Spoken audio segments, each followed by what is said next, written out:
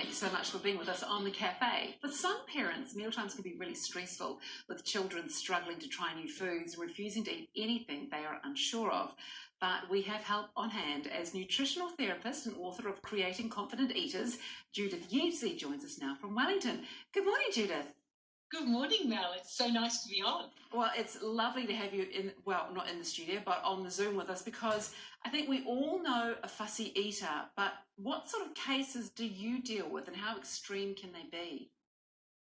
Oh, I work with the whole spectrum, and picky eating is a real spectrum. So everything from my daughter eats peanut butter on crackers for breakfast, lunch and dinner, through to I have a 9-year-old who comes to the meal table, we eat our meal, and he eats his plain bowl of pasta. Oh my goodness, and that creates all sorts of issues with the family, doesn't it? What do you think parents are most concerned about if they're struggling with a fussy eater? Again, it depends where you sit on the spectrum, but it's everything from the guilt that you're not able to perform one of your sort of primary functions as a parent. You feel enormously guilty when you can't feed your child the food that you'd like to. You're worried that they're missing out nutritionally. You're worried that they're missing out socially. I mean, I speak to a lot of parents who have a 6-7-year-old who are already stressing about camp for 10, 11-year-olds because they're worried that their child won't be able to go and eat the food. Oh my goodness, that is a whole set of issues. What other issues can it cause? It can affect the family dynamics because obviously if you've got 3 children and 2 eat perfectly, sort of competently, and 1 eats crackers on a blue plate, that causes all sorts of issues, both at the table, also when you go to travel or when you go to social occasions or when you go on holidays. And the number of people I know who take an extra suitcase full of pasta or crackers or whatever it might be to go on holidays. It's like a military sort of enterprise just to go away for a weekend.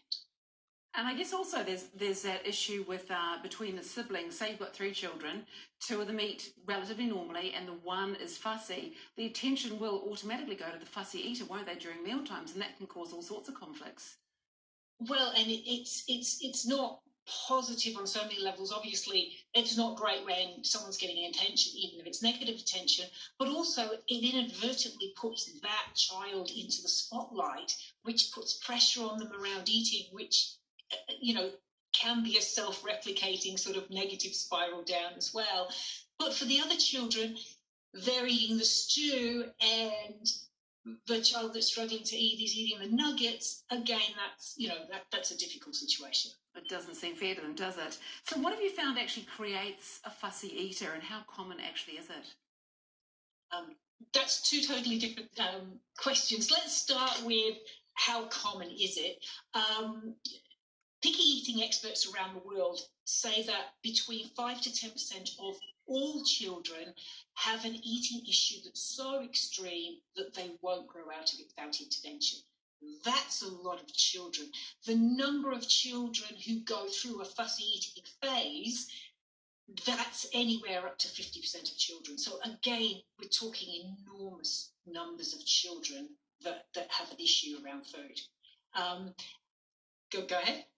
And I guess there's a whole spectrum there too, as you mentioned. Like it varies from I don't want to eat raisins today because I'm not eating raisins this week, to I actually have some serious eating and anxiety around food.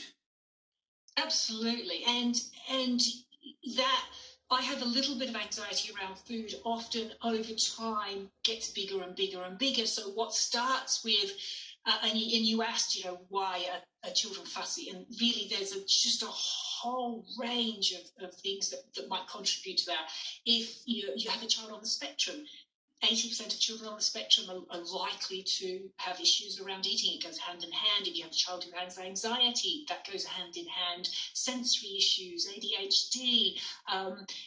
Most children go through a toddler fussy phase, but that quite frequently sort of snowballs into something a little bit larger, and suddenly it becomes a protracted issue, not something where they flash in and out of it, which is what often people believe happens.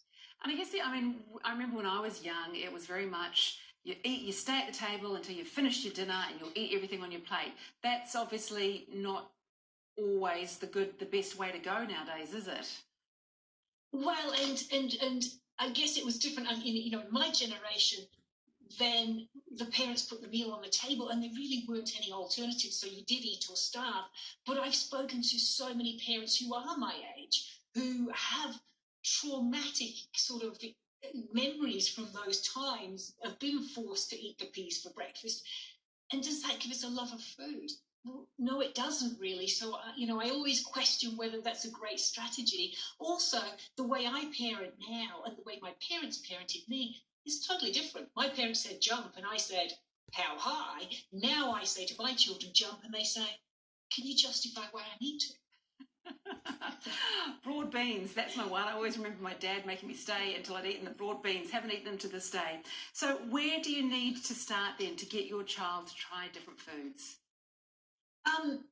Well, a lot of it is about the approach. So, it is about creating an atmosphere and a dynamic at the table where everybody's relaxed and they're having fun, and food is about pleasure and it's about family. Because if we don't have that in place, it's going to be very difficult to change those habits, because food is about love and it's about family.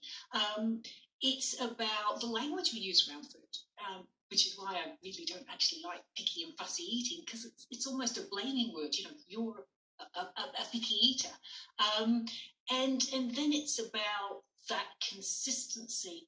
I love to relate feeding to reading, because we read to our child for 5 years without them reading a word back to us, but we just keep reading and reading and reading. And yet when it comes to food, we serve the carrots for 2 months and they don't eat them, and we go, nah, they don't like carrots, and we stop doing it. But it is an ongoing process, and it is something that we do. The other way that we need to think about reading being like feeding like being like reading is when we read to our child, it's a lovely nurturing experience. We cuddle up with them in the bed or on the couch, and we read to them, and we read to them with pleasure, and it's a lovely warming experience. But often when it comes to the food, we don't have that same nurturing sort of approach to it, and it is because it's frustrating and it's relentless, and it causes us guilt and it causes us stress. Absolutely. Well, Judith, thank you so much for talking with us. That has been very helpful, and I'm sure a lot of people have gained a lot from it. And if you would like more information, go to the website theconfidenteater.com. Now, coming